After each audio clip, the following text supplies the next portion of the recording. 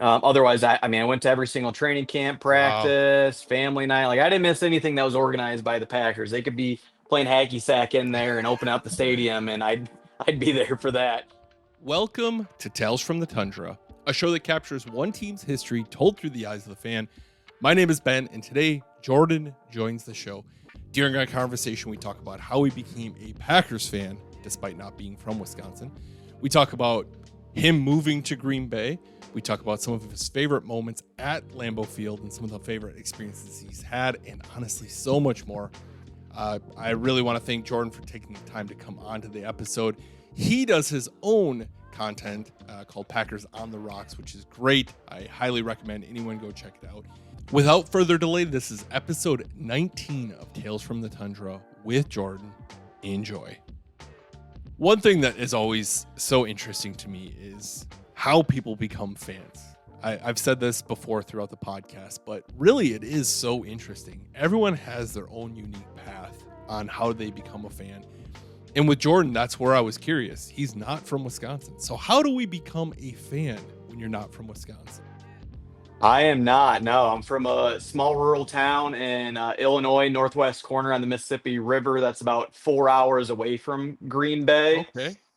What And my uh what dad, what transpired for you I to be a know, Packers and fan? I say so often. They're like, "Oh, you're a fib," and I'm like, "Yeah, I guess you could put it that way." And they're like, "How do you become a Packers fan?" I'm like, "Thank God for my dad, because if I was a Bears fan, there's no way I would love football as much as I do Right. today, or follow it as religiously, or even move out to Green Bay, Wisconsin 2 years ago, Yeah. if not for the Green Bay Packers." But yeah, it's all thanks to my dad, who uh, coincidentally enough, when he was 10 years old, same when I started really following the Packers, it was 67 for him. So he was coming towards the end of the Lombardi era and watching their championship run, Wow. and he fell in love with the game. He watched a lot of terrible years outside of Paul Kaufman's bright spot, and I think the one time in the 80s that Lynn Dickey led them to the playoffs. hmm But yeah, I would say he dealt with the tough times, and then the resurrection in the '90s. And as with any dad, he's your role model, he's your idol. You look up to him, so whatever his interests are, you tend to follow suit. For sure. Um and then you said you moved up here 2 years ago. What made you decide to make that leap? Yeah, I get that question a lot as well. I think the best way to put it is once you hit the dirty 30 and the start of a new decade, you feel like you have to do something, maybe make a change in your Yeah, life or do I could see something a that. little bit different. And I was living in Boise, Idaho, and loving it, and spent 5 years out Oh there, dang. and started Packers on the Rocks with a former college fraternity brother of mine, and we were starting to make a little bit of traction. And I don't have a wife or kids or anything hold me back, and I was like, "Hey, YOLO! I'm gonna move to Green Bay, Wisconsin. Give this podcast a full go." I've always wanted to go to more Packer games. Normally, from like the age of 10 onwards, I go to about one every year, Okay. and now it's been a true blessing being here the past 2 years and only having missed the last two regular season games of last season. Dang. Yeah. I stumbled upon you and learning who you are based off of TikTok and seeing your Packers on the Rocks content. And the first thing that stuck out to me as anyone who's watching this is your in like absurd background that you have here. I mean, your neighbors with Lambeau Field, which is just wild. That caught up that like right away I stopped scrolling because I was like, what is this? This is crazy. And then I stayed because you're killing the content game, man. I absolutely love your quick takes on stuff that's going on during the season or when you're walking around there during training camp and kind of you're touching base on so many different things that is happening with the Packers that I was like, man, this I honestly thought when I followed you, I thought you're gonna have like buku following because I was like, this is like the content that I would want to consume and I was very stoked to have you on. So, did you, when you moved to Green Bay, did you start in that spot there? Is that your only place you've had in Green Bay? Yeah, I've only been at Tiletown Flats, stone throw Wow. from Lambeau. My apartment balcony where I've done a lot of my clips has an okay shot of Lambeau. You got like the side of the clock, the Yeah, Lombardi time, and then the jumbotron here to my right, and then I kind of switch it up a little bit here and there, and now I'm in like our yoga studio balcony right now. It's dude. pretty cool spot, and it's been awesome to live here. There's been a number of Packer players that have ran into. I've signed NDAs, so I can't disclose Yeah, the names of them. right. I'm kidding. I'm kidding about that part. I could tell you offline, or maybe even right now who no longer lives in the building. But Yeah, yeah, definitely don't need the docs. But everything's been here at the Titletown Flats the past 24 months. that is incredible. So with you being a transplant to Green Bay, I'm also a transplant to Green Bay. I've been there a little over a decade. Been here a little over a decade now at this point. Where are your 5 favorite places for food? Five top restaurants that you like to go to. Okay, I'm one of those kind of guys where once I find a spot, I tend to stick with it. Sure, I feel Uh, that. feel like Chipotle is maybe like a cop out for that, but that's like a weekly spot for me. And catching that homeless little person that's Oh outside the yeah. street that's kind of Wow. famous in Oh, Green Bay. I'm trying to think what is. I don't know what his name is, but I've seen a I TikTok of him, and there's been other people like, oh, that's such and such. I see him all the time. is it Small Paul? Is that what they call him? I can't. I think so. I do know his name. I know exactly who you're talking about. He is famous in the Green Bay area for sure. Yeah, but if I had to go maybe a little bit more niche, Fox Harbor, right along the Fox River, is Beautiful one of spot. my favorite spots. Captain Jack's, I think, is a lesser known spot that's near the marina and along the bay. That's really cool, especially during the summertime. I don't even know that I've heard of that one, so I'm gonna have to write Captain that Jack's, one. yeah, Yeah, not very many people have. that's good. Good to know. I'm gonna have to write that one down and check that out. Yeah, I'm trying to think what else. I mean, being here in Titletown, it's so convenient that Yeah, there's 3 restaurants right next door. right. The Bel Air just opened up here a few Yeah, months ago. Even though I will say, like, I'm still gonna take margaritas right next door over Bel Air. it's a But solid yeah, spot too. yeah, I can't say I'm too big of a foodie. I tend to stick to more of the chain stuff. But today I did try Million Crabs. Okay, That's off of Oneida, and I liked it quite a bit. I full disclosure, when it first opened, I was like, I don't know that this is gonna stick around long. I mean, a seafood place that's like so focused on that in Green Bay, Wisconsin doesn't yell like fresh seafood to me. No, it does not. But I've heard nothing but great things about it from people who have went. Yeah, I thoroughly enjoyed it. And I was that same way. I've seen it a number of times. I'm like, hey, just try it out for lunch. Then you can say you've been there, done that. I'm a big seafood fan, so like Okay. when you're in those certain spots, like that's Yeah. a major go-to for me. And yeah, I was surprised. So yeah, quick little plug for Million Crabs. They do not sponsor Packers on the Rocks, by They the way. should though. They should. What made you decide to start Packers on the Rocks? Yeah, so I've been doing content primarily on Facebook since I was I think about a junior or senior in high school. Oh I wow. used to do these what someone ended up coining Spear Sunday Series recaps. It's kind of a mouthful and a long name, but I started that back in like 2009, where after every Wow. game I would write like a very short blurb on Facebook and Yeah. put it out there. And I'd usually get a pretty good response rate and a lot of family and friends and Bear fans chiming in. And that went on up until Packers on the Rocks a few years ago. And I made a few videos a little bit here and there on Facebook. I was kind of apprehensive at first. Yeah. Like it's not something that feels like totally natural and early on in the beginning, you have to do a ton of takes, which I still do. I would say Yeah. I'll be out on my balcony and someone's probably thinking, well, who's that crazy person up there stuttering and stammering over those words? But yeah, having like a 10-year head start on Facebook and doing those recaps, I kind of keep it in a similar fashion is what I do those short, sweet, to the point. I Mhm. try to be extremely genuine with my takes and give my, for the most part, candid opinion. I don't want to, piss players off and put them under Right. the bus, but I'd like to think that the way that Cheesehead TV structures it, very much so aligns with like my beliefs and how they view the Packers. Yeah, they're fantastic as well. So you said you're in your 30s. You mentioned that, and you started this in 2009. So I'm 36 now. So we're probably pretty similar in age. Yep, you got 4 years on me. Okay. I was kind of wondering if you're 32 because you mentioned 30 moving here Yeah. and being here a couple years.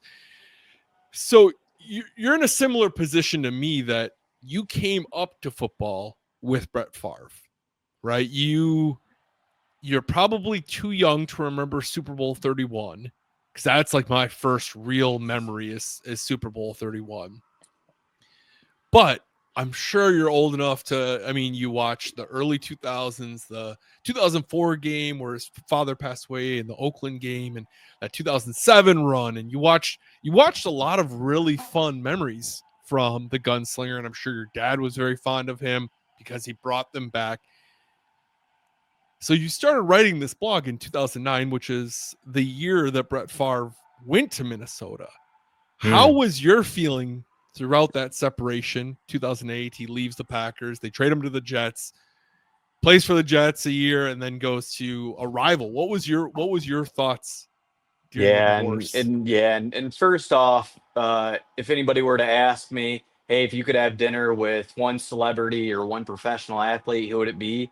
It'd be Brett Favre. That guy is my ultimate hero. I know there's a lot of stuff going on off the field about him and the Netflix documentary, but Brett Favre can do no harm in my books. I would say he is an absolute living legend. The reason that I love this game so much, his entertainment value, I think, is second to none in really any professional sport. Mm-hmm. And to answer your question, in 2009, which probably takes me a little bit towards like 2008, and this lets you know my stance on it.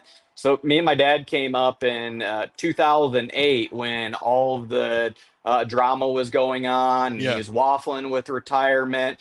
And if you recall, a lot of Packer fans were like, "Hey, this is Brett Favre. He was one play away from leading you to a Super Bowl. He's a three-time NFL MVP.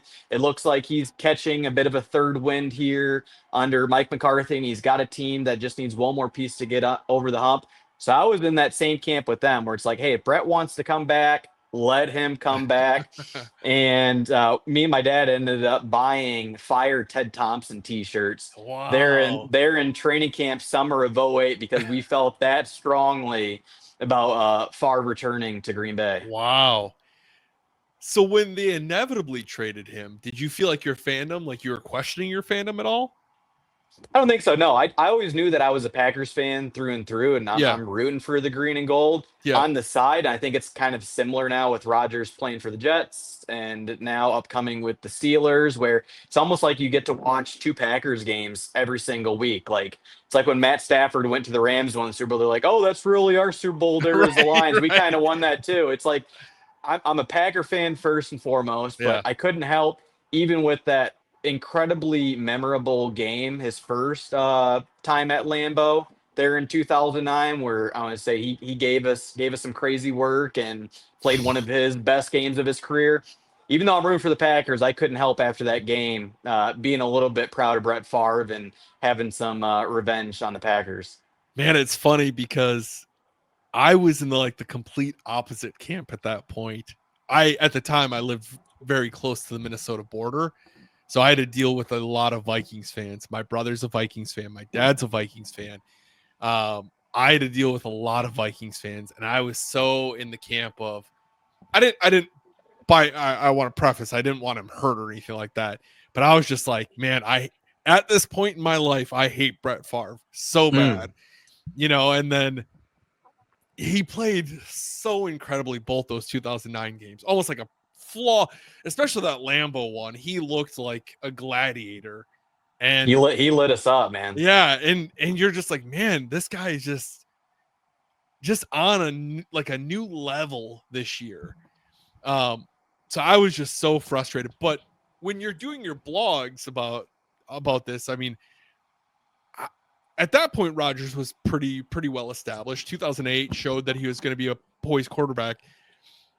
Before I talk about the blogs here, in 2008, when Rodgers came in and actually started having the performance he did, were you like, okay, maybe they made a good decision on this, or were you still feeling like I still would rather have us keep Favre around?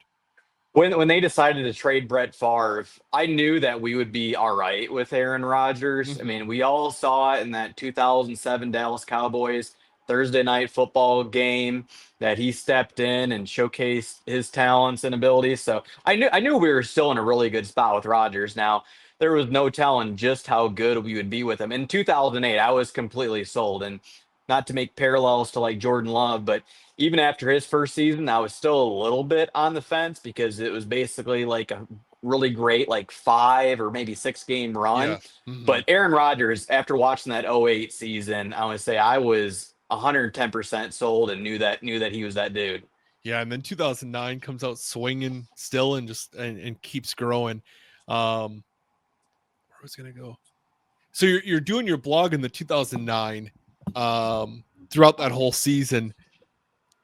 Did you do it just after Packer games, or was it kind of throughout the entire season?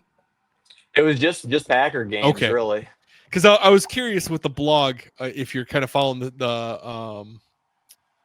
postseason, kind of how that transpired for Favre and I guess how your feelings were documented throughout that, because that is an interesting point when you are a Packers fan and you're looking at a rival that maybe you're still kind of fond of some of the players, right? You're at this torn. Did you want him to go to the Super Bowl that year, or were you like, okay? Oh See, like yeah. you and I are completely different paths on Yeah, this. I want Brett to get one more for sure. So, with you being from Illinois, if he had played for the Bears, do you think you would have felt the same way? I don't think so, no. Okay, Which I it's like it's weird to say that because I think the Vikings are a closer rival with how much that they can go toe to toe with us compared to the Bears where it's been so lopsided the past yeah. basically since I've been born. Hmm. But yeah, I think it would be a little bit different if it was the Bears and it was my own backyard. And I mean, they definitely didn't have the team around them that Favre No. joined in 2009. That was a Super Bowl ready team that just it was kind of like the Bucks when Tom Brady entered into that fold. Like they had Yep. an amazing defense. The Bucks didn't have AP, which I think is the best running back I've ever watched. But I would. yeah, Yeah. I was kind of sad that Favre did a Favre thing there in the playoffs in the state championship game and threw a back-breaking interception, which us as Packer fans have seen, a number of times. But yeah, no, my blog just focused on the Packers. I never was really making too many comments about what Brett was doing up north. Gotcha. I do want to say, like, as someone who makes content, I definitely understand what you talk about, though, where, dude, those first videos are so tough to put out. I mean, anyone if you've never done it, the amount of scrutiny you have in the back of your head of like, everyone's going to dog on this and everyone's going to hate on this. And even you to like film out on a balcony gives me anxiety. Like I would have anxiety sitting out on a balcony. I'm in my basement. No one can see me.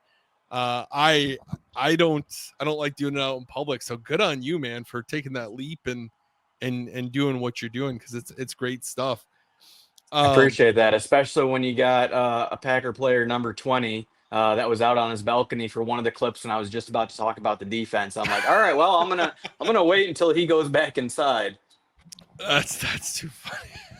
Yeah, there was a I lot of suppose cases there's that I'm gonna say if somebody comes on the balcony, I'm like, I'm gonna wait until they go back in yeah. until like I want to say because it doesn't feels kind of awkward and like Hmm. I've always wanted things to be super organic and like not an over the top like content creator where it's like a larger than life personality or anything like that. Like Yeah. I want it to be pretty personable. Yeah, and I think that comes through really nicely in your stuff. Like you're very well put together, very even keeled, very level headed. You're just kind of spitting it how you see it, covering a lot of great information in a short amount of time. Like you really have your stuff buttoned up. I feel like I'm stuttering all over myself half the time when I talk. So really, I can't commend you enough for what you've put together, and I hope more people check you out, especially after this, um, and hopefully things go well for you. Hey, it's Ben. I wanted to draw this week's winner for the giveaway from last episode. Before I do, as always, I want to say thank you to everyone who took the time to watch the show and submit their entry. I also want to say thank you to Nicolay Law for making these giveaways possible all year long. Without them, I definitely wouldn't be able to do this. So if you are injured, get Nicolay. All right, let's see who's the lucky winner this week. And this week we have, looks like Gabe. Gabe, you're on the board. Congratulations, Gabe. Let's take a look and see what you won. Gabe, you snagged yourself an Antonio Freeman 8x10. Thank you once again to everyone who took the time to support. And let's get back to our episode with Jordan. That following season, we see a Favre Tour 2.0, and Aaron and company finally get them both matchups there. But then you get to witness your first Super Bowl win in your lifetime. You were young when they won '96, like too young to remember. But this is your first one as a fan. What was that moment like for you throughout that playoff run, that deep run, and then finally seeing that Super Bowl win? Yeah, and I think like a lot of diehard Packer fans, you knew after they beat Atlanta, the number one seed in the dome, and Rodgers played arguably one of the best games, if not the best, Yeah. any quarterback has ever played in the playoffs. It was after that that I'm like, oh, we're going to the Super Bowl and winning it. So, what is it? There's 2 weeks leading up to the Super Bowl after we beat the Bears and that Mhm. great Charles Wood speech of Obama doesn't want to come see us play in the Super Bowl. We'll go visit him Yeah. speech. But anyways, 2 weeks leading up to the Super Bowl and back home in Illinois, I wore a Packers T-shirt or Packers apparel every single day leading up to the Super Bowl in the halls, and it was pretty awesome. And like the Bears fans couldn't say anything about it. We just beat them. When normally like their trash talk was terrible, like it was nothing objective. The Packers suck. We'll actually back it up, but yeah, Yeah. leading up to it was amazing. I mean, my dad's the one that got me into this, so I traveled down to Peoria, Illinois, which was like 3 hours away from where I lived. And I mean, so I didn't grow up with my dad, but throughout the summer, spent time with Right. them like once a month, and then us coming up to Wisconsin quite a bit throughout every single summer. But anyways, yeah, drove 3 hours down south, a place called Peoria, Illinois, to watch Super Bowl with him and a couple of other his buddies, and it was euphoric. Um, Probably like the third time that I would say that I've cried watching a Packers game. The first one was the Monday Night Football game. I think that's the very first time I've ever cried watching TV. Was that Monday Night Football game when Brett Favre's dad Irv died, and then probably like a cry from the 4th and 26 out of just pure frustration. But yeah, that Super I was Bowl win expecting one was of them to be negative for sure. yeah. That Super Bowl win was epic, hard to describe, and I mean it feels so long ago. It's been 15 Doesn't years, it and though? we've knocked on that doorstep for so long. But yeah, it was amazing, and it was my senior year of high school, and you can kind of think of what it's like that senior year, and high school is coming to a close, and you're really kind of relishing those moments. So Yeah. yeah, it was pretty amazing. I mean, it has to be a cherry on top just to beat the Bears to get into it too. I mean, if we played were you I know you said after the Falcons game you're pretty confident, but were the nerves have to get to you at some point as you're leading up to that NFC Championship game? Because if the Packers don't beat the Bears, you're not going to hear the end of it for a very long time. I would be like anxious overload heading into that game. Did you have that even though you felt pretty confident? Bro, I've been on eggshells watching the Packers up until the last few years. Up until probably like Rodgers left town or maybe his last year in 22. Like I've been on eggshells, like high blood pressure. It feels like almost every game, besides a number of them there where with Rodgers we were boat racing teams and putting 40 on their head there in like 2011 and like Yeah. 2014. But yeah, no, there's been a ton of like extremely stressful games, probably not very healthy of me to No. put that much significance on what is at the end of the day a game. Yeah, I'm with you. I think once I hit around the age of 30, I think I started to calm down a little bit more because I was just like, I still get anxious and I still stress throughout the game and stuff, but I just started realizing I can't control any of this. I don't dictate anything. I don't control if we win or if we lose. So I'm happy if we win, but if we lose, I don't let it ruin my week. I just try to stay even keel with it because at the end of the day, it is entertainment. But man, I think the Packers have probably shaved off a good 5-10 years of my life at this point. For good reason. You don't regret that by any Yeah, means. yeah, You wouldn't definitely take not. it back. Like that's about as exciting as things can get when it's the fourth quarter and with like whether and I think a big reason for that is because when you're down, which was very seldom, I feel like, with Favre and Rodgers, Yeah. not a boast or anything, but like even if you were down with both those two quarterbacks, you felt like you could win every single game and that you were Hmm. going to come back in the fourth quarter. And I think that was adding to like those stress levels. And I mean, yeah, I was kind of a crazy Packer fan there for a while, where like I wouldn't watch the game with anybody besides like my dad and like a very select few Packer fans who know the game, because I'd be pissed off if they said the wrong thing or just something ignorant. And then I muted the TV broadcast for a number of years in favor of the Dang. Packers radio. That was I mean, like that's a good that was choice. like two plays behind because I was so fed up with Troy Aikman and Joe Buck. Yeah, I've done a number of very Rain Man esque things throughout the years of the Packers that I think I've slowly dialed back. Yeah, now that I've gotten into my 30s. I don't blame you though for not wanting to watch it with a different crowd, because I'm the same way even still. And it's just because I feel like sometimes people just, when they, especially when they know you follow the Packers heavy, I feel like they come at you specifically for answers of stuff. And you're just like, I am trying to watch this game. I'm already irritated because the game's not going well. I don't really want to be here fielding questions about why it's not going well. I just want to sit here and watch the game. So I don't blame you whatsoever for that. That Or or they're muting the trying, TV. yeah, that or they're trying to get underneath your skin. Like people know that they're gonna get your goat. Oh And yeah. early on for me, like I wore my emotions on my sleeve a lot like Favre, where it's like it didn't take much to rile me up, and people knew that. So if Yeah. things were going south, I was gonna hear about it and get phone calls or texts if the Packers were losing. So, yeah, that's why I don't talk to people like that. Yeah. But I mean, it is tough though when you have friends that are rivals or fans of rivals, that you're gonna eventually get that either way. When did you come to Green Bay for the first time? Because you said you've been early 2000s, right? Yep. What do you remember? What game you went to for the first time? Oh yeah, I want to say that kind of goes back to the Rain Man ask. Like I think from the year 2003 up until present, I've maybe missed like 5 games, 5 to 10 games live on TV. I would Wow. have to say, like I'm somewhere around that number.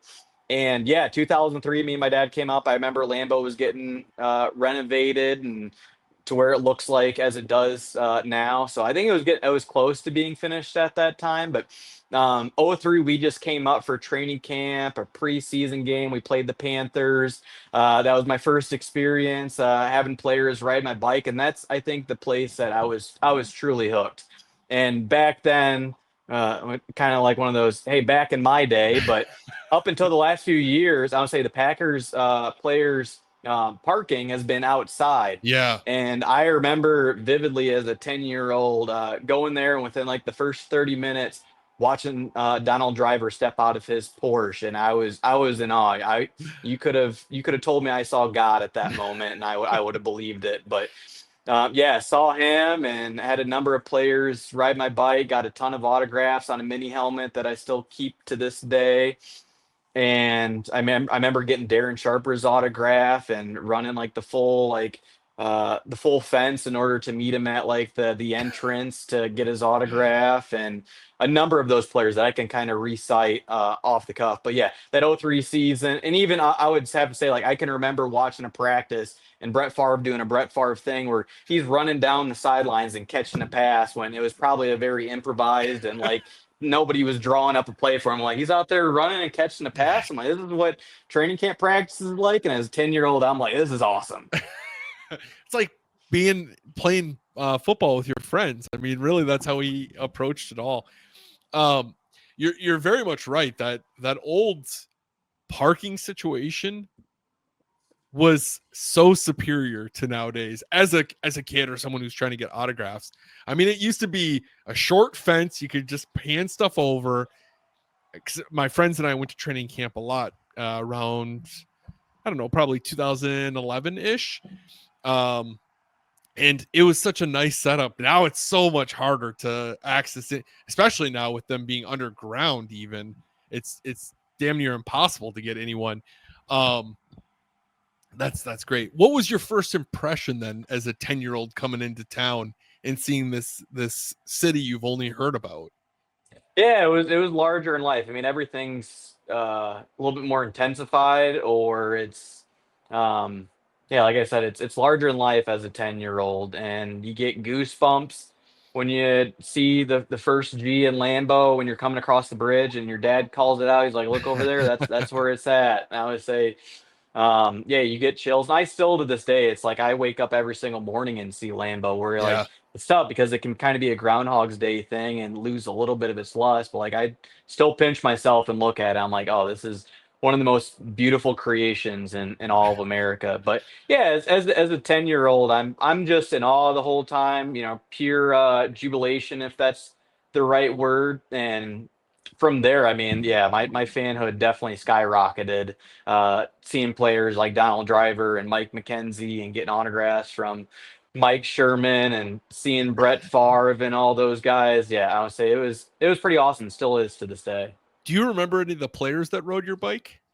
Yeah, Erwin Sweeney, which was like an undrafted free agent Okay. cornerback. You can Google him, and think he might have a Wikipedia page. But yeah, Erwin Sweeney was the very first player to ride my bike. Kenny Peterson. I don't know if you remember that name. Can you name this Packer? Difficulty level, Yeah, diehard. yeah, I'll Kenny, do Kenny, it. Kenny. yeah, Kenny Peterson. Which, by the way, he just got arrested like a month ago for getting into a fight, basically like a road rage fight, where he pulled over on the side of the road, got out of his car, and was having fisticuffs with basically Dang. like a stranger. Yeah, it's crazy. He's a national championship. Didn't have an amazing Packer career, but did decent for the Denver Broncos following. Yeah, I would say those two players rode my bike. I remember my back tire just about popped on like my next bulge, which was the name of the bike, and I had pegs on it and everything. I thought I was super cool. But yeah, those are like the two players that I recall riding my bike Dude, good in on that you '03 season. for remembering the names still, 20 years later. That's especially when they're undrafted guys that maybe didn't stick around. But that just goes to show how meaningful those moments are to a young child. Um, Over the years now, you've said you went to pretty much like a game every year, and now in the last couple seasons you've seen a lot since you've been here. Do you generally go to games by yourself when you're in town, now that you're in town? I do, yeah. I mean, the first season and everything's new, and I had a lot of family and friends that would fly in or drive in for the games. And it was nice because they'd buy my ticket, which was great. But Yeah. yeah, I think like the first season, I maybe had like three games that I went to solo. The rest of them, I always had family and friends, or I was tailgating with somebody. And then this past season, I think I went to every single one by myself besides like two or three of them, Oh which dang. I would Okay. say for me it doesn't make any difference. I remember driving up, and this is when I was like, I knew my fanhood was really becoming diehard level.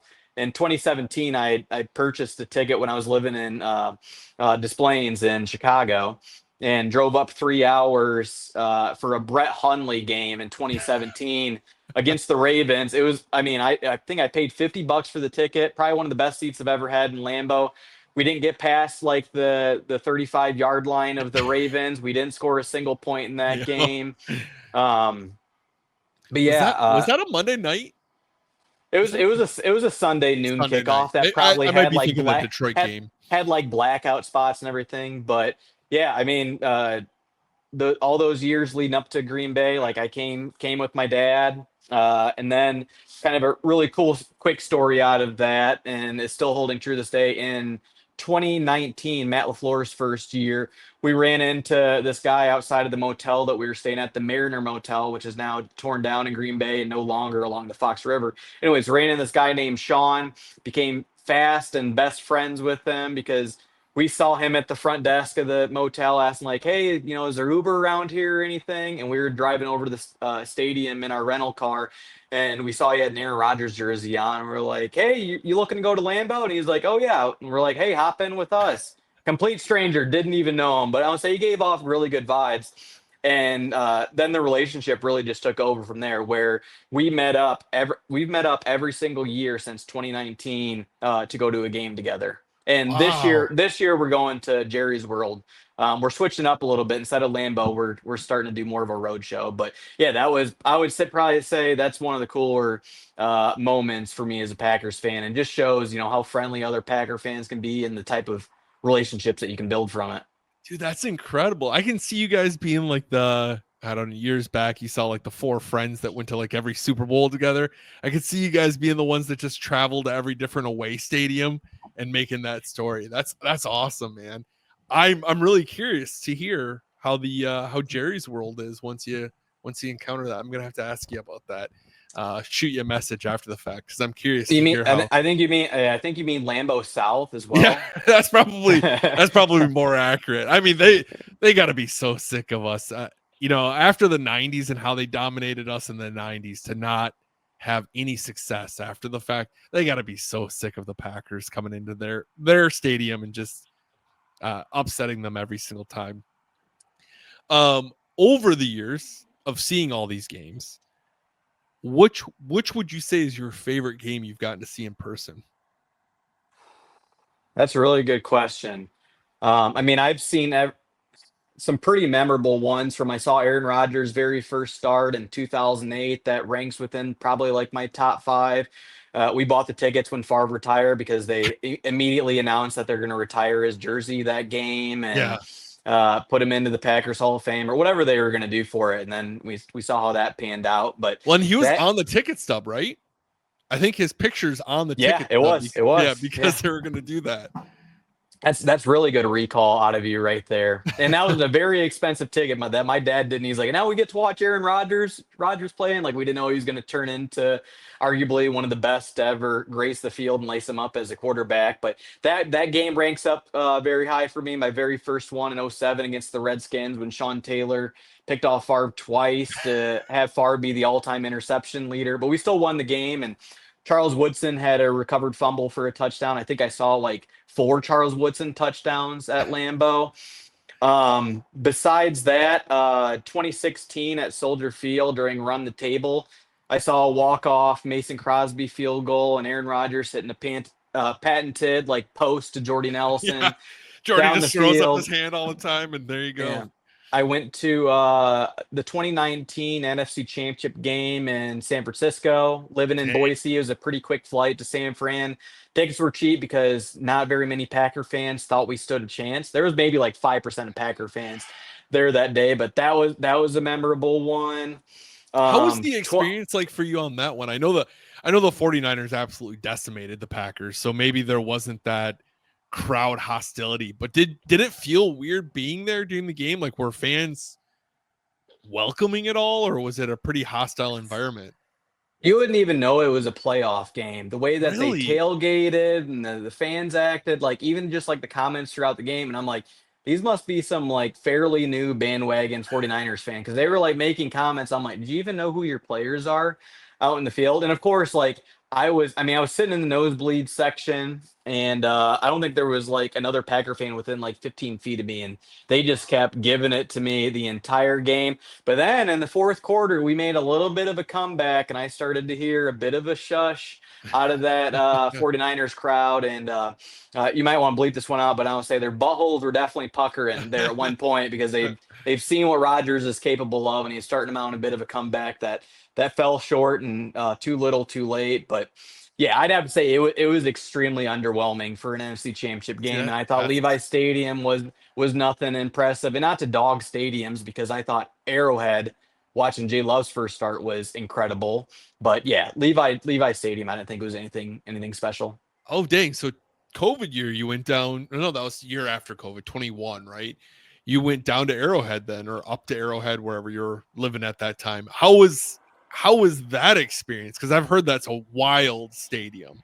Yeah, that was another one kind of similar to like Aaron Rodgers' first start that we thought we were going to get the very first Rodgers versus Mahomes Yeah. matchup. Didn't happen. I can't even recall right now whether they did actually. Yeah, there was a time that at least one game they played against each other. Anyways, so leading up to it, we're like, oh yeah, we get MVP Aaron Rodgers versus basically MVP Patrick Mahomes. He's been COVID free, immunized up until now, and then that week he catches COVID, and I'm like, you got to be kidding me. I'm like, all right, well, they're gonna scramble and put Jordan Love in there, which none of us have really seen anything out of him Yeah. because that COVID year, like he didn't even really have like a training camp No. more or less. So that game and that stadium, and I went to Seattle this past year, and people say that's the loudest NFL stadium. and I get it. The Seahawks aren't as good as the Chiefs and whatnot, so that kind of adds to it. But I'm gonna say Arrowhead, like I wish I would have brought earplugs for that game. Like Wow. that very first quarter, like I couldn't even like think straight or like concentrate on the field for just how loud the fans were there. That's wild. And with Seattle this past season, I think they're kind of going through the same thing that maybe the Packers have went through, where they had such a good amount of success and demand for tickets took over that season ticket holders sell them to make money, and so they've lost a lot of that home field advantage. With the like reflecting back on it, now that you mentioned that, has Aaron Rodgers and Mahomes went head to head? Because the 21 was the COVID one, and then the next year Mahomes had his. Was that the year he broke his leg or something, and we played the backup? If Oh I'm yeah, not we mistaken, might have played like Matt Moore that game. Yeah, because I don't even think they played. I feel like every time we get that like potential matchup, I'm get so excited for it, and then we get cheated out of it.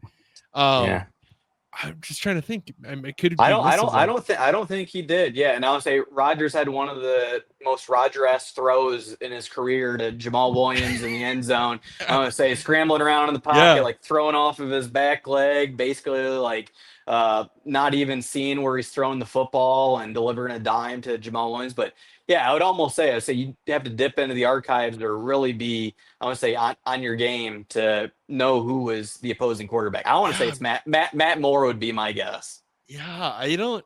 I mean, I think you're right on that. Man, I just do not. I just remember being really disappointed and hoping that we were going to get Rodgers, Mahomes, and then 2 years in a row, I think we got shafted out of it. Then we got Love and Mahomes in Lambeau, which was an incredible game. Oh my Um, gosh, yeah. were That one you was at that one as probably well? yeah, that was probably I've been at every single one outside of the Saints game at Lambeau last year and then the Bears finale due to some family stuff, but otherwise I mean I went to every single training camp, Wow. practice, family night. Like I didn't miss anything that was organized by the Packers. They could be playing hacky sack in there and open up the stadium and I'd be there for that. Um but yeah, that game against the Chiefs and Jordan Love's first start, boy, this I mean it's day and night different between where he looked then. And I know Matt LaFleur didn't have a great game plan for him, and they just zero They, blitzed him the yeah. entire game, and I felt bad for him. But yeah, this one against the Chiefs 2 years ago probably would rank within like my top three for the games that I've been to the past two seasons. And I'm a big like energy and vibes person, and like as I'm sure you know, Ben, like when you step into Lambeau, you can sort of tell what sort of crowd you have and what the Yeah. atmosphere and what the buzz is going to be like. Sometimes people are sleepwalking and you can feel it through the TV broadcast. That Chiefs game, like leading up to it, I can still even get a little bit of chills right now. When you walked into Lambeau, and I think a lot of it was because Taylor Swift, that was her first year of dating Travis Kelsey, and Yeah. she was going to be there. That definitely added to it. And I would say the buzz was there from start to finish. We had a little bit of snowflakes. I have yet to go to a snow game in my life. Those are some of my favorite, like that '07 divisional game against the Seahawks. Yeah. That snow globe game probably is like top three for me. But yeah, that one against the Chiefs 2 years ago, and I didn't even see it coming, or many people. We knocked off the then Super Bowl champions. Yeah, and if you like, I remember walking up to that game and talking to people, and everyone's like, I don't know that it's going to be a good game, but at least we get to see, Mahomes, and we get to see the Chiefs, and you're just like, because that was kind of that tipping point for Love in that season of, is this the guy? Is this not the guy? We haven't seen the consistency yet, and then he just, I feel like that kind of slingshot him the rest of the way. Yeah. Um, It was crazy. One thing that I'll say, Ben, on that note of that season, which I mean was like a complete 180. We went from like the month of October against the Vikings, where we could barely muster a first down in the first half. I had family fly in from Boise. My sister and her family have never been to an NFL game before. They knew their brother moved out to Green Bay, oh, Wisconsin, and they're jeez. coming to watch their first NFL game. And my nieces came along. They were sleeping in their the metal bleachers there in the first half. We could barely get a first down, and then you fast forward to, a month or 2 months later, and we're Jay Love's having the first like 300-yard passing game since Rodgers against the Chargers, and then we're beating the Super Bowl champions. It's crazy just how quickly things turned in that season. Yeah, I mean, then you see them without Kirko, of course, but like decimate that Vikings team, and then do what they did to the Cowboys. It really was a night and day difference. I know we're kind of running crazy on clock here on time, and I want to respect your time, but I do want to ask you about the NFL draft with it being literally in your backyard. How was that experience being so close to Lambeau and dealing with the draft? Because there were people everywhere. What was that like for you as someone who is living so close and probably spent a lot of time at the draft during those 3 days? Yeah, it was one of those things where I always compare it to like Christmas as a kid, that like you're counting down the days, which like for the NFL draft, it was almost like a 2-year countdown, Yeah. or at least like a year. Like you were seeing it like almost every day on the news, like 4 months out, them talking about, one thing or the next or local businesses. And it's one of those things where it's like you have that much buildup and anticipation that like I had this feeling like, dude, it's going to be a letdown. Like anything, it's hard to live up to the hype. Like we've been having a countdown for it, and it's just not going to be able to measure up. However, pleasantly surprised. I'm not kidding. It was easily one of the coolest Packer experiences I've ever been a part of. It far exceeded expectations.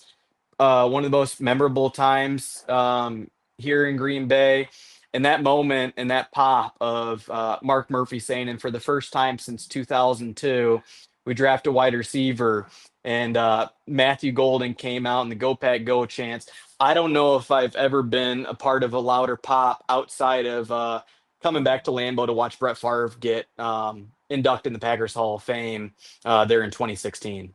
Yeah, it was really funny when he said that, because he said for the first time since 2002, and then you heard half of the crowd kind of get it right away.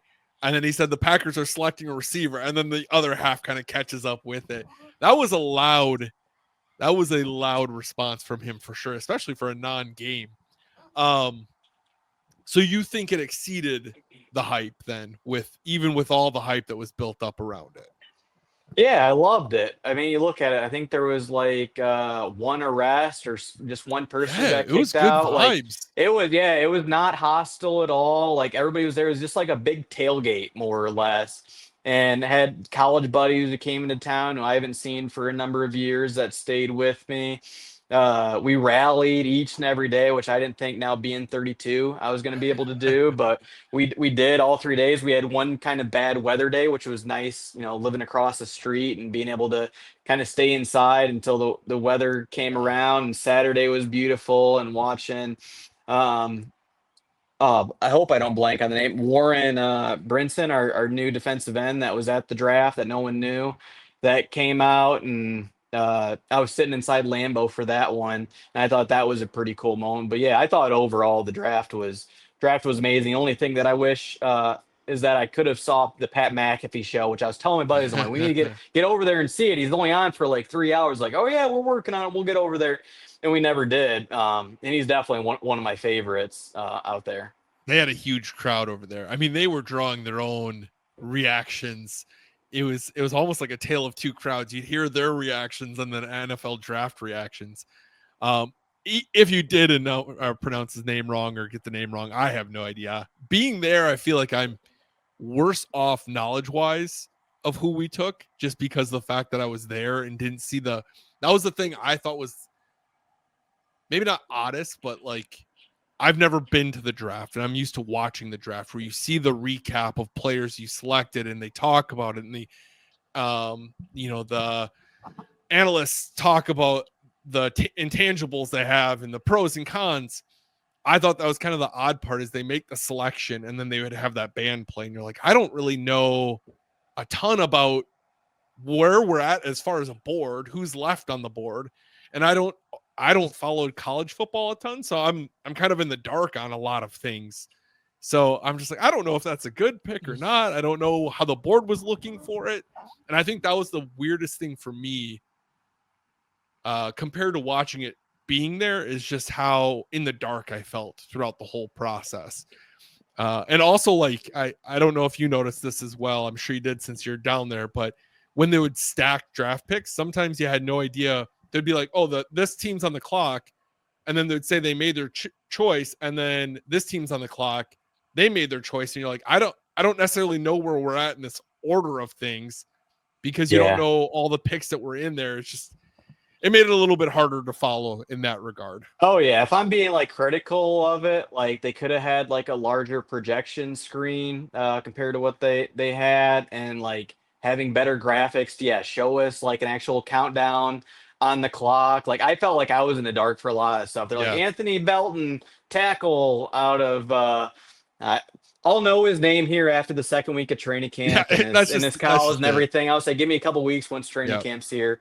But yeah, I would say I'm with you there. Like I almost would say I prefer to watch it on TV, but you definitely get a lot more substance yeah. watching it there than compared to standing in a parking lot with tens of, or I should say hundreds of thousands of people. Yeah, you're just standing there waiting 9 minutes to hear a name called, and then you just kind of go back to it. I wasn't a huge fan of the music that we had going on, but day three, I really liked how Scott Hansen was there. Is that his name, Scott Hansen, the NFL Red Zone?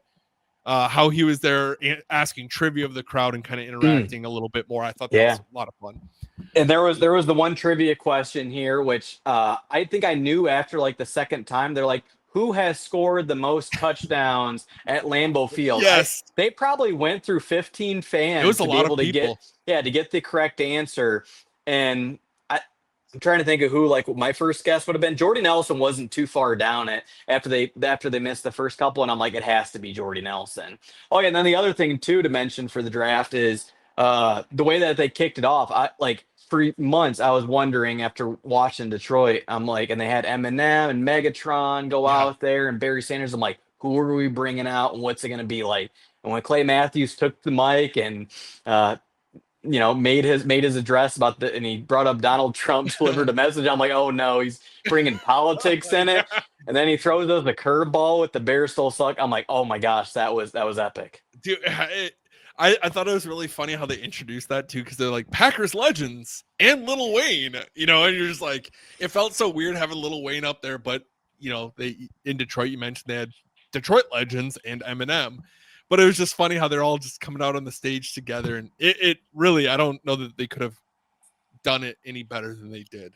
Minus the little feedback we talked about of kind of being in the dark, but I'm sure every NFL draft is like that. Um, but I'm with you that it was like I was nervous that it wasn't going to meet the hype because, like you said, you hype it up for so long and it's hard to meet that. But I'm really happy they did it, and I thought it was a blast. Hey, it's Ben. So to jump in, I wanted to give you the word or phrase of the week so you could enter for your chance to win a giveaway next week. If you've never done so before, if you're new here, find the giveaway link in the comments or show notes. Fill that out. It's going to ask you for a Nicolay Law phrase of the week, which this week we're going to keep it simple. I'm kind of running out of words, if we're being honest, but we're going to keep it simple and just do Nicolay Law. I want to give a shout out to Nicolay Law for sponsoring the show all year or all season long, if you will, during the off season. But I want to say thank you so much to them. They're a personal injury lawyer who has your back. They are local, so they know exactly the people they're working with. They're living in our neighborhoods, and they get us. They're not some hoity-toity big lawyer out in New York or anything like that. They're local, so they know what we're going through. And I got to be honest with you, they have your back. If you need someone who's going to show up, listen to you, and get what you deserve, Nicolay Law is the place to call if you are injured. So if you've been injured and you're not sure what to do next, go to nicolaylaw.com or call 855-NICOLAY and talk to a representative over there. Thank you so much to Nicolay Law. Really, I can't thank them enough. Let's get back to our conversation with Jordan. As we wrap up, I always end with some kind of rapid fire questions here. So the first one, and I'm going to exclude some people for you, but if you could sit down and have a conversation with any person associated with the Green Bay Packers, alive or dead, and I'm going to exclude Brett Favre because you already kind of gave me that answer before. Who would you choose and why? I also exclude Vince Lombardi because everyone says Vince Lombardi. All right, but it can be any living Packer out there. Anyone alive or dead Okay. in the Oof. Packers organization. Packer player, coach. I think some people have said equipment people. One person said the old lady that sewed the Can't. jerseys back in like the 50s. Oh wow. Because apparently she has a story that has been out there that I need to look up. I've gotten a lot of fun answers on it. Yeah, I would maybe say Donald Driver, and having read his book and like his story and tough upbringing, which I mean I wouldn't say I had it as worse off as him, but like I can be able to relate to some of the stuff that he went through. He'd be up there. If I can pick Aaron Rodgers, he's probably going to be my number one because he's an enigma. It'd be a pretty fascinating conversation to sit down with him and being able to recount all the things that he did as a Packer and like his views on the world. And if we could get out there and play a round of golf at Brown County, if that's like part of this whole, Yeah. if you could sit down and have a conversation, we could I, play. If we could play 9 or 18 holes, and I could do it with Aaron Rodgers, that would be pretty epic. is Thornberry your course of choice? Brown County, I feel like is the one that I've went to the Okay. most. Thornberry, yes, it's the better of the two, but it's more Yeah. expensive. I feel like the Right. green fees like $80 plus each time. I don't know much about golf. I've golfed a couple times, but not much while I've been in Green Bay. So I just know that Thornberry's the course, crazy course up here. Next one here. If you could watch any game again for the first time, having the same emotions or feelings as you did the first time you sat down and watched it, and I gotta exclude a few. No championship games, so no Super Bowls, NFC championships, and I also am excluding Favre's the Monday night game. No, you can't Well, exclude the Irv Favre yeah, game, I mean, Ben. I feel like that's a gimme, Sorry, I, right? I gotta go, man. I gotta wrap this thing up. I mean, we can put that as one of the notes Yeah. for you. I just I feel like anyone watching this game or watching this show would know that that's the route you're gonna go. Yeah, I would say that's pretty much a layup question Yeah, right there. for I'll sure. try to dip in my bag a little bit more. That Seahawk. I mean, I'll give you three. The Seahawks wild card game with Al Harris, pointing and throwing up the one that he intercepts Matt Hasselbeck after we want the ball and we're gonna score just because I'm a kid when that happens. That snow globe game against the Seahawks is probably really my number one. When Ryan Grant ran for 200, or even that same season, '07. I remember being at my grandma's house because I didn't have cable for a Monday night football game against the Broncos. Ryan Grant's coming out party. James Jones and Greg Jennings both beat like one of the best cornerback tandems between Dre Bly and Champ Bailey in the league. Brett Favre with the walk-off touchdown to Greg Yeah, Jennings. Those would probably be my top three games if I could relive them. dude, I dig it, and obviously it goes without saying the Irv Favre game. I think that goes without saying. Yeah, it does. If you could attend any game in the history of the Green Bay Packers, minus a championship game, no Ice Bowl, Super Bowls, no Irv Favre games, which game are you going to choose and why? Yeah, and you said championship. I think you're referring to mostly like Super Bowls or NFL championships, Yeah, not to. I generally say like no NFC championship games, no Super Bowls types of Oh, things. Just because, I mean, I think those are, I think a lot. So what happens is I get a lot of people that will say like the same ones, and I agree they're great games, but I think it's fun to hear the polls, like you mentioned, the Seahawks or the Broncos game because it's Ryan Grant's coming out game, and you really like those moments of the. So I think it's fun to get those polls out of people rather than yeah. hearing the normal, like Ice Yeah. Bowl or what have you. I think this has to be one that not very many people would even call out either. Is the 1996 NFC Championship game at home against the Carolina Panthers? I know it's a championship game, but like the stories I've heard from it and watching it on TV, like they said the crowd and the atmosphere and the excitement level exceeded really the Super Bowl and how Yeah, Packer fans felt. Just for the fact of like getting the Super Bowl, getting over the hump, having that home NFC Championship game, like I could tell like that had to been absolutely like an electric atmosphere to that be a would be part of. mine. I would choose if it's any consolation for the same reason because I cannot imagine how much Lambeau was rocking that day.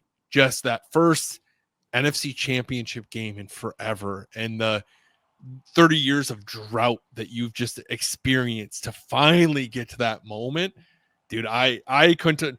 I know I don't allow NFC championship games, but I think I would allow that one just because I agree wholeheartedly with that choice. Exception to the rule. Or I want to say I'm gonna end up going like some Favre game during one of his MVP years, or like the 5 touchdowns when he's playing on basically like a broken ankle and he's all he's deep into his painkillers. I would probably take one of those type of games. Dude, I dig it. I dig it. That's a good answer. Um, let's see here. You wake up tomorrow. The Packers do not have a traditional owner, but you are an owner. I see you're wearing owner gear. But you wake up tomorrow and you are the owner. You have full say over everything that happens at 1265 Lombardi. What is the first thing you are doing and why? And that's a phenomenal question. Thank God that I went back and did a little bit of my homework before hopping on the show because I watched the episode with Christy and I watched her, take a couple minutes to be able to answer it. And you It's a kind tough of, one. yeah, I'll say you put her on on her toes, and it's tough to be able to think on the spot. I probably would have done the same thing having had a few days to be able to watch it and think about what I would do as the president. I probably came up with like 5 things. My first very immediate one would be with us being 20 days out from training camp.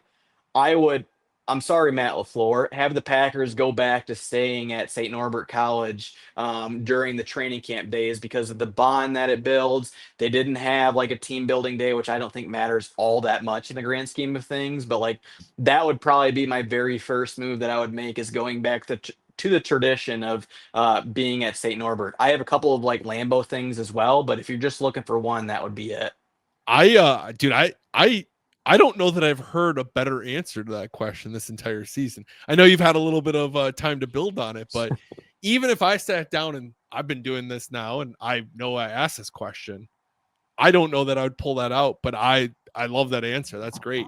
Any other ones you want to share since you've been mulling on it? Yeah, like the Lambo ones would be having more replays on the Jumbotron, having a better music selection, besides like the same old tired songs, or maybe more like Morgan Wallen, because like when they play last night, the crowd gets it.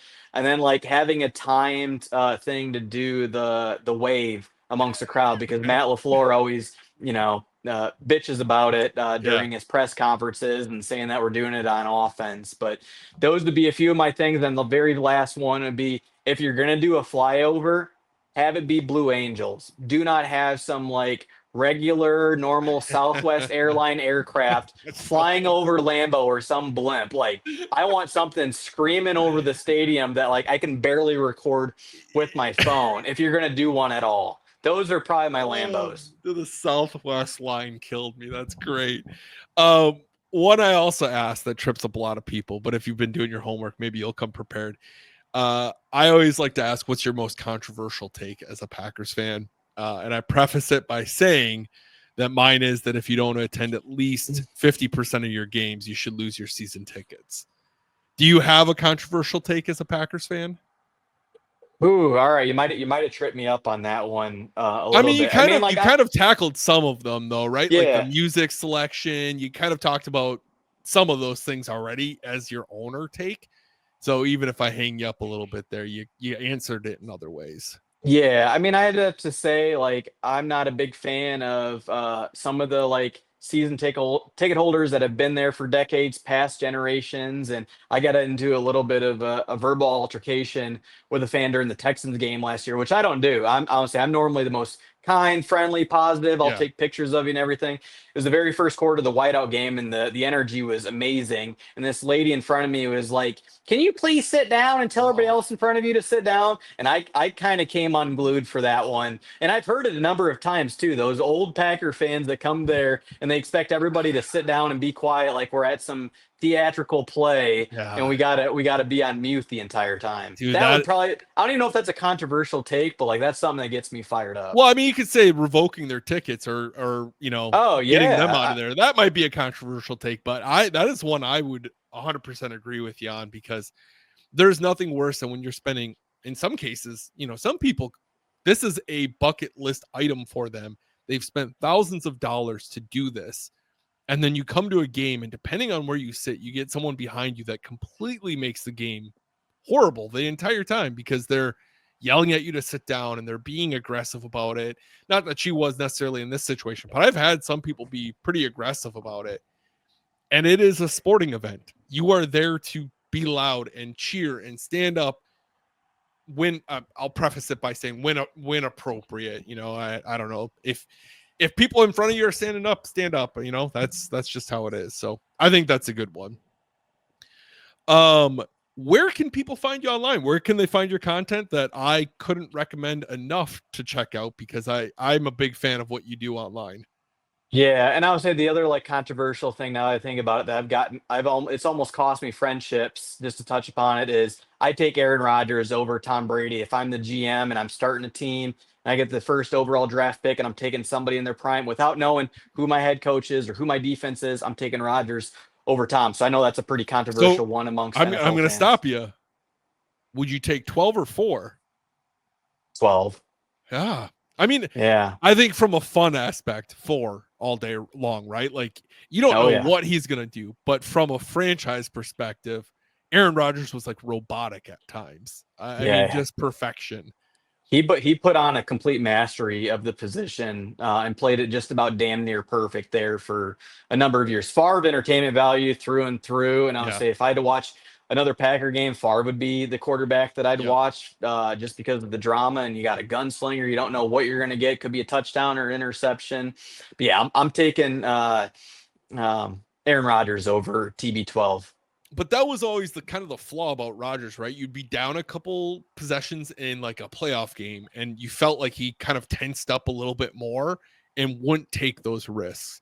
Yep. And that's where I hope we kind of see Jordan mend the two maybe a little bit more of he's obviously a gunslinger type. He's not afraid to make try some of those throws, but you hope that Aaron kind of molded him to not be as much of a gunslinger and still be maybe a little smart with the Yeah. football. So we'll see And how that's what that goes. yeah, and they did that the entire like of last season where he started off with, 10 interceptions and then they dialed it back way too much and overcorrected and Yeah. finding that fine line. Sorry to go back to your question though. Finding me on socials is just quite simply whether it's Instagram or TikTok or on occasion I'll throw up some YouTube shorts, but everything for me is 60 seconds or less, kind of like a Kill Tony, if you've heard of that show, Yep. stand-up Yep. style where you get 60 seconds and then the cat makes a meow. But yeah, Packers on the Rocks between those three channels is where I tend to post. Do game previews. I do post game recaps of the offense and defense. Not very much. I'm not like a Matt Ramage. Every single day you're getting content or like a Cheesehead TV. But I would Yeah. say during the heart of the season, I try to post as much as I Dude, can. but I saw some clips. It looks cold as shit out there, and you're out on your balcony hitting these clips, man. So you got that dedication. Like I said, and this isn't me just saying this because you're here. I really like what you do. And I can't recommend enough people follow you and check you out because you do a lot of great content out there. I like your points, straight to the point. There's not a lot of fluff in there.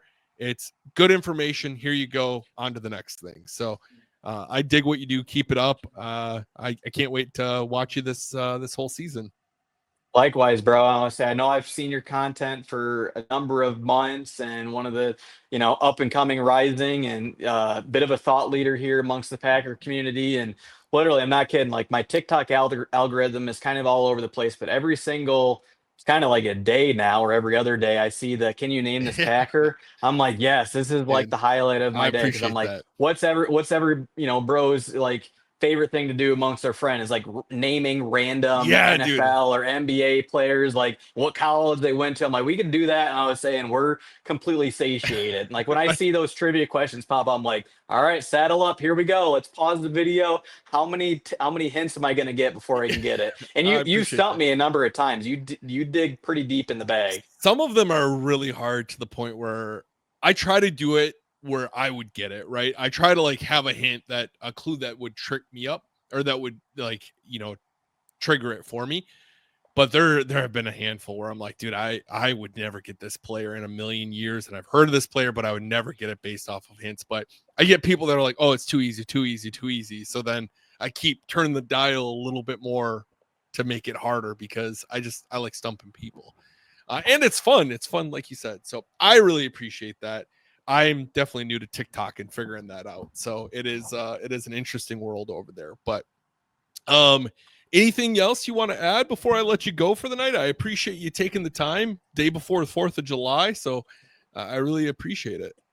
My only final thoughts would be, yeah, I mean, I couldn't thank you enough for having me on. I mean, I could talk Packers out of my, until I'm blue in the face, like every single day. So this is something that I mean, I could go on for 4 hours doing something like that. But yeah, I appreciate you coming on. I think it kind of speaks to the Packers fanhood, and I'm not sure what other like content creation NFL fan bases are like. Whether there's a lot of collaboration, if they're getting kind of territorial or they're only wanting themselves to get ahead. But I would say between, the love that, you've expressed, or like She Said TV when they gave me a shout out this past winter, I want to Oh say yeah. was like one of the best highlights really of my life, I would say, or even as like a Packers fan. But I would say it just shows that, the love and I would say locking arms and the community behind the Packers fanhood and just how inviting everybody is. And that's going to do it for this week's episode. Thank you so much to Jordan for taking the time to come on, share his story, and talk with me for a bit. It was so cool to get a chance to talk with him. Go check him out on his content. Packers on the Rocks. Really good stuff there. I really like his recaps during the year and the content he's pushing out. I also want to say thank you to Nicolay Law for sponsoring the show. Really, they help me do so much and be able to give back some of these prizes and do a lot of fun stuff. So thank you to Nicolay Law. I think I got one more episode for you after this week. Next week is the last one, and then we're getting back into the live show. So if you somehow listen to this podcast and you don't already follow me on social media, go check out Facebook, YouTube. That's where my live shows are. We're going to be doing them every Tuesday once again at 7:30 p.m. Central Time, of course. So thank you to everyone who took the time to watch the show, listen to these stories throughout the year or throughout the off season. Really, it's been a lot of fun. So I can't thank you all enough. Yeah, once again, my name is Ben. Thank you all for taking the time to listen. And until next week, until next time, have yourself a great week and go Pack Go.